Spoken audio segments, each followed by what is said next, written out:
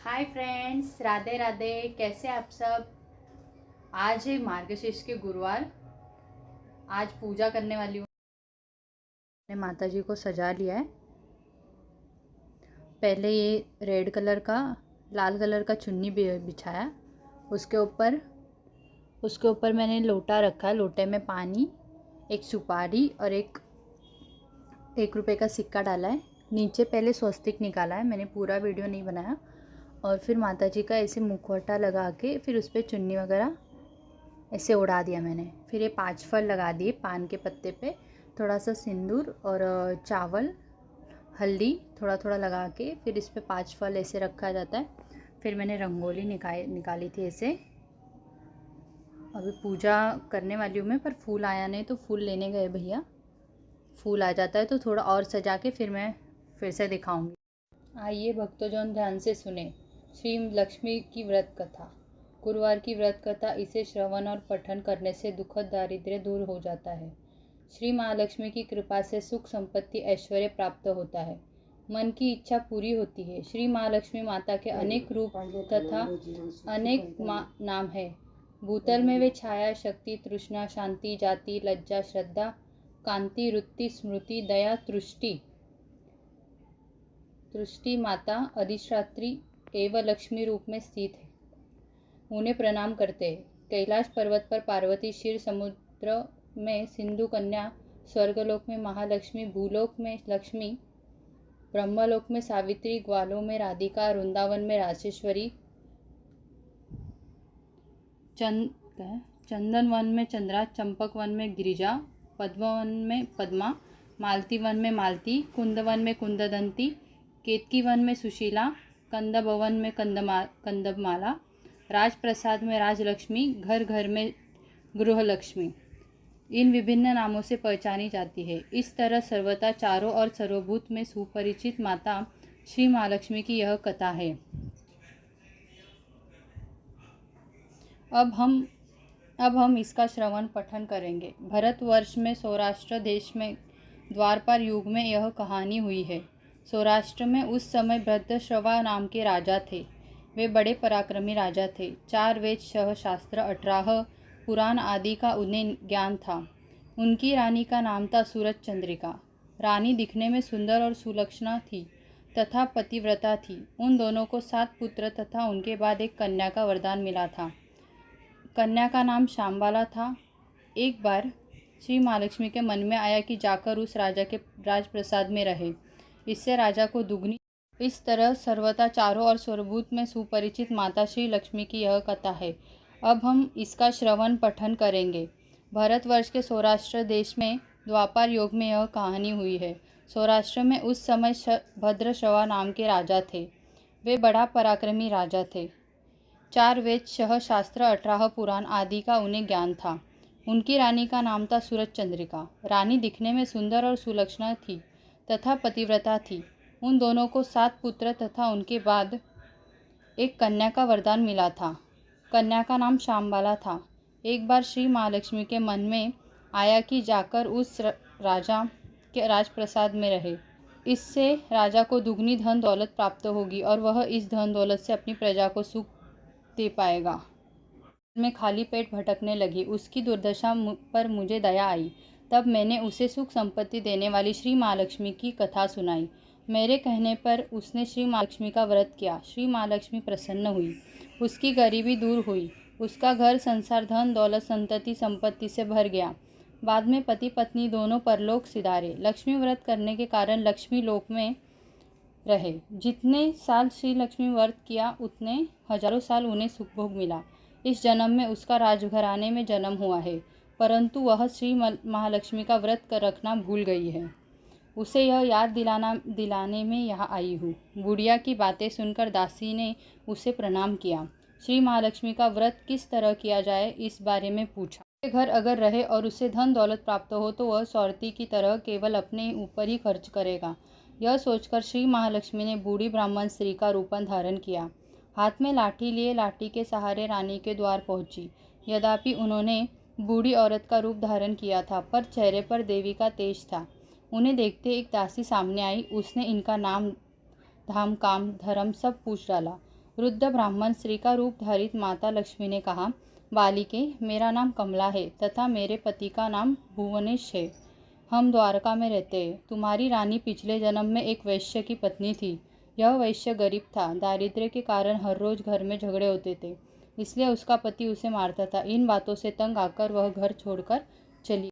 बुढ़िया का रूप धारण किए हुए श्री महालक्ष्मी माता ने दासी को पूजा की विधि बताई, महिमा बताई। इसके बाद वह दासी माता को प्रणाम कर रानी को बताने अंदर चली गई। राजवैभव में रहते हुए रानी को अपने ऐश्वर्य का बहुत घमंड हुआ था। संपत्ति तथा अधिकार की वजह से वह उन्मत्त हो गई थी। दासी द्वारा बताई गई बुढ़िया की बातें सुनकर वह आग बबूला होकर राजद्वार पर आकर बुढ़िया रूपी श्री महालक्ष्मी पर बरस पड़ी। उसे यह मालूम नहीं था कि श्री महालक्ष्मी माता बुढ़िया का रूप धारण किए उसके द्वार तक आई है। परंतु रानी का इस कदर रूखा बर्ताव तथा अपना अनादर देखकर माता ने वहाँ ठहरना ठीक न समझा। वे वहाँ से चल पड़ी। राह में उन्हें राजकुमारी शांबाला मिली। उन्होंने शांबाला को सारी बात बताई। शांबाला ने अपनी ओर से श्री महालक्ष्मी माता से क्षमा मांगी, परंतु रानी का इस कदर रूखा बर्ताव तथा अपना अनादर देखकर माता ने वहाँ ठहरना ठीक न समझा। वे वहाँ से चल पड़ी। राह में उनके राजकुमारी शांबाला मिली। उन्होंने शांबाला को सारी बात बताई। शांबाला ने अपनी ओर से श्री महालक्ष्मी माता से क्षमा मांगी। माता को उस पर दया आई। उन्होंने शांबाला को श्री महालक्ष्मी व्रत के बारे में बताया। उस दिन अगहन माह का प्रथम गुरुवार था। शांबाला ने परम श्रद्धा से श्री महालक्ष्मी का व्रत रखा। फलस्वरूप राजा सिद्धेश्वर के सुपुत्र मालधर से उसका विवाह हुआ। वह धन दौलत ऐश्वर्य वैभव से मालामाल हो गई। पति के साथ ससुराल में आनंद से दिन बिताने लगी। इधर श्री महालक्ष्मी का रानी पर प्रकोप हुआ। फलस्वरूप राजा भद्रश्रवा का राज्य एवं राज कारोबार नष्ट हो गया, यहाँ तक कि खाने के लाले पड़ गए। ऐसी हालत में एक दिन रानी ने राजा से निवेदन किया, हमारा दामाद इतना बड़ा राजा है, धनवान है, ऐश्वर्यशाली है, क्यों न उसके पास जाए, अपना हाल उसे बताए, वह जरूर हमारी मदद करेगा। इस बात पर राजा भद्रश्रवा दामाद के पास रवाना हुए। राज्य में पहुँचे कर तालाब के किनारे थोड़ी देर विश्राम लेने के लिए ठहरे। तालाब से पानी लेने आते जाते दासियों ने उन्हें देखा। उन्होंने विनम्रता से उनकी पूछताछ की। जब उन्हें यह मालूम हुआ कि वे रानी शांबाला के पिता ही दौड़ते दौड़ते हुए जाकर उन्हें रानी को सारी बात बताई। रानी ने दासी के हाथ पर परिधान भेजकर बड़े ठाट से उनको स्वागत किया, आदर सत्कार किया, खान पान करवाया। जब वे लौटने लगे तो सोने की मोहरा से भरा घड़ा दिया। राजा भद्रश्रवा जब वापस लौटे तो उन्हें देखकर रानी सूरज चंद्रिका खुश हुई। उन्होंने सोने की मोहरा से भरे घड़े का मुंह खोला, पर हाय भगवान, घड़े में धन के बदले कोयले मिले। यह सब श्री महालक्ष्मी के प्रकोप से हुआ। इस प्रकार दुर्दशा में और कई दिन बीते। स्वयं अपनी कन्या के पास गई। वह दिन अगहन माह का अंतिम गुरुवार था। शांबाला ने श्री महालक्ष्मी का व्रत किया, पूजा की, अपनी माता से भी व्रत करवाया। इसके बाद रानी अपने घर आई। श्री महालक्ष्मी का व्रत रखने पर उसे फिर से अपना राजपाट, धन दौलत, ऐश्वर्य प्राप्त हुआ। वह फिर से सुख शांति आनंदमय जीवन बिताने लगी। कुछ दिनों बाद राजकन्या शांबाला अपने पिता के घर आई। उसने अपने घर पर देखकर सूरज चंद्रिका को पुरानी बातें याद आई। यही कि शांबाला ने अपने पिता को घड़ा भर कोयला दिया था और उसे तो कुछ भी नहीं याद था। इसी कारण शांबाला पिता के घर आने पर उसका कोई आदर अतिथि नहीं हुआ, बल्कि अनादर हुआ। पर उसने इस बात का बुरा नहीं माना। अपने घर लौटने समय अपने पिता के घर से थोड़ा नमक ले लिया। अपने घर लौटने पर उसके पति ने पूछा, अपने मायके से क्या लाई हो? इस पर उसने जवाब दिया, वहाँ का सार लाई हूँ। पति ने पूछा, इसका मतलब क्या? शांबाला ने कहा, थोड़ा धीरज रखिए, सब मालूम हो जाएगा। उस दिन शांबाला ने सारा भोजन नमक डाले बिना बनाया और परोसा। पति ने खाना चखा। सारा खाना नमक बिना था, इसलिए स्वाद नहीं आया। फिर शांबाला ने थाली में नमक डाला, इससे सारा भोजन स्वादिष्ट लगने लगा। वह मायके से लाया हुआ सार। पति की उसकी बात सही लगी। फिर वे दोनों हंसी मजाक करते हुए भोजन करने लगे। कहा गया है कि इस तरह जो कोई श्रद्धा भाव से श्री महालक्ष्मी की पूजा करे उसे माता की कृपा प्राप्त होती है, सुख संपत्ति शांति प्राप्त होती है, सभी मनोकामनाएं पूरी होती है। परंतु ये सब प्राप्त होने पर माता की पूजा को भूलना नहीं चाहिए। हर गुरुवार को व्रत पाठ अवश्य करना चाहिए। इस तरह श्री महालक्ष्मी की महिमा भक्तों की मनोकामना पूरी करती है। श्री महालक्ष्मी की गुरुवार की कथा संपूर्ण होती है। श्री महालक्ष्मी देव नमः। ओम ह्रीं श्री लक्ष्मी नमः। ओम शांति शांति शांति। श्री महालक्ष्मी देवार्थ पर्ण। अभी हमारी पूजा हो गई है। आपने कथा सुनी होगी। ये कथा सुन के बहुत अच्छी, सबके घर में लक्ष्मी आए, सबके घर में लक्ष्मी माता की कृपा हो। बस यही, मेरी पूजा हो गई है।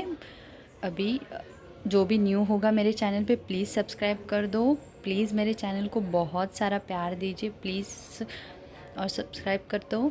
Thank you so much guys मेरा वीडियो पूरा देखने के लिए। Thank you so much.